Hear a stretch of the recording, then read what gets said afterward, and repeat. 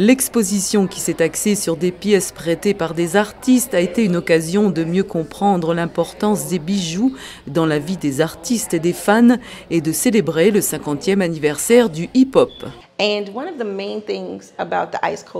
L'une des principales caractéristiques de cette exposition n'est pas seulement la bijouterie, elle représente le hip-hop, les succès du hip-hop, notre situation actuelle et la célébration de plus de 50 ans et de 50 autres à venir. Chaque bijou a sa propre histoire. L'exposition a aussi été l'occasion de se rappeler des moments symboliques ou des événements importants ayant marqué le hip-hop.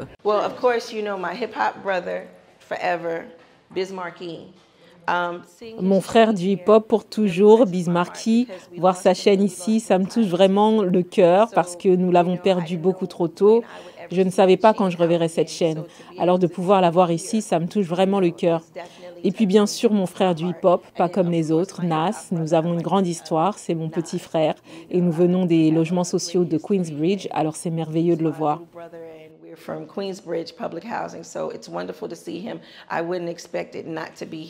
La couronne et le cache-œil de Slick Rick, le collier de A$AP Rocky ainsi que le pendentif Barbie de Nicki Minaj sont quelques-uns des bijoux du hip-hop que les visiteurs de New York ont pu voir à Ice Cold.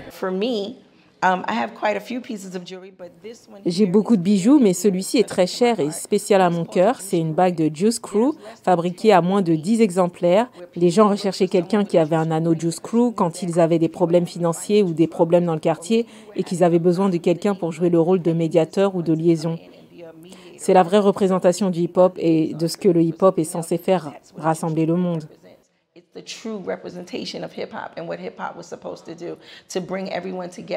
Ce n'était pas la première fois que le Musée américain d'histoire naturelle accueillait une exposition de bijoux, mais c'était la première à présenter des objets hip-hop. L'obtention de ces pièces a été très difficile et très rare. Nous avons dû nous fier à nos relations car beaucoup de ces bijoux sont encore portés pour se produire. Beaucoup de ces bijoux sont vraiment rares et n'ont jamais été vus dans un musée auparavant. Nous avons dû gagner la confiance du monde du hip-hop et des artistes pour qu'ils prêtent leurs bijoux. C'est donc très spécial. Pour Vicky Toback, écrivaine et commissaire de l'exposition Ice Cold, la pièce la plus difficile à obtenir pour l'exposition a probablement été la chaîne en corde de Jam Master Jay, assassiné il y a plusieurs années, ainsi que le pendentif Adidas. Ces objets ont permis de découvrir l'histoire et la signification du hip-hop à travers ses bijoux les plus emblématiques.